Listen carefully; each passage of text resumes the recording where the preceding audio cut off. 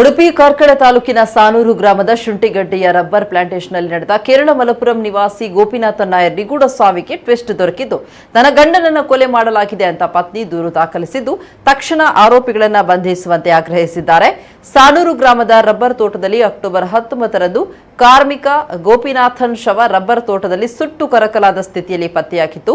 ಪ್ರಕರಣದ ಪ್ರಾಥಮಿಕ ತನಿಖೆ ನಡೆಸಿದ ಪೊಲೀಸರು ಇದೊಂದು ಆತ್ಮಹತ್ಯೆ ಎಂಬ ನಿರ್ಧಾರಕ್ಕೆ ಬಂದಿದ್ರು. ಆದರೆ ಈ ರಬ್ಬರ್ ತೋಟದ ಹಿಂದೆ ಒಂದು ವ್ಯಾಜ್ಯ ಇದೆ. ಕೇರಳದ ಬಿಜು ಥಾಮಸ್ ಮತ್ತು ಸ್ಥಳೀಯರಾದ ಆರ್ ವಿವೇಕಾನಂದ ಶೆಣೈ ನಡುವೆ ಜಾಗದ ತಕರಾರು ನಡೀತಾ ಇತ್ತು. ಈ ಪ್ರಕರಣ ನ್ಯಾಯಾಲಯದಲ್ಲಿದೆ. ಹೀಗಿರುವಾಗಲೇ ಹಲವು ಬಾರಿ ಇವರಿಬ್ಬರ ನಡುವೆ ಜಗಳಗಳು ಕೂಡ ನಡೆದಿವೆ. ಪ್ಲಾಂಟೇಷನ್ ಮಾಲೀಕತ್ವದ ವಿಚಾರವಾಗಿ ಕೋರ್ಟ್ನಲ್ಲಿ ಕೇಸು ನಡೀತಾ ಇದ್ದಾಗಲೇ ಇಲ್ಲಿ ಶವ ಸುಟ್ಟ ಸ್ಥಿತಿಯಲ್ಲಿ ಸಿಕ್ಕಿದೆ. ತೋಟದ ಮಾಲೀಕ ಅಂತ ಹೇಳ್ಕೊಳ್ತಾ ಇರುವ ಬಿಜು ಥಾಮಸ್ ಇಲ್ಲಿರುವುದು ಕಡಿಮೆ. ತೋಟ ನೋಡಿಕೊಳ್ಳಲು ತನ್ನೂರಿನ ಗೋಪಿನಾಥನ್ ಎಂಬವರನ್ನ ನೇಮಿಸಿದ್ರು. ಸ್ಥಳೀಯ ಉದ್ಯಮಿ ಆರ್ ವಿವೇಕಾನಂದ ಶೆಣೈಯಿಂದ ತಮಗೆ ಜೀವ ಬೆದರಿಕೆ ಕೂಡ ಇತ್ತು. ಈಗ ಇವರೇ ಕೊಲೆ ಕೃತ್ಯ ನಡೆಸಿದ್ದು ಪೊಲೀಸರು ಸೂಕ್ತ ತನಿಖೆ ನಡೆಸಿದ್ರೆ ಸತ್ಯಾಂಶ ಹೊರ ಬರುತ್ತೆ ಅಂತ ಬಿಜು ಥಾಮಸ್ ಮಾಧ್ಯಮಗಳಿಗೆ ಶಂಕೆ ಹೇಳಿದ್ದಾರೆ.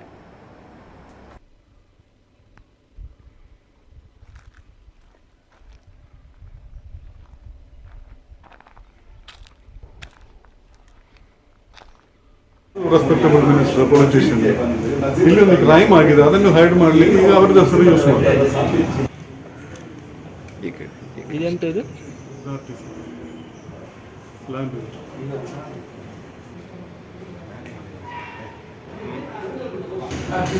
ಅದೇನದು? ಅದು ಫಸ್ಟ್ ಎಫ್ಐಆರ್.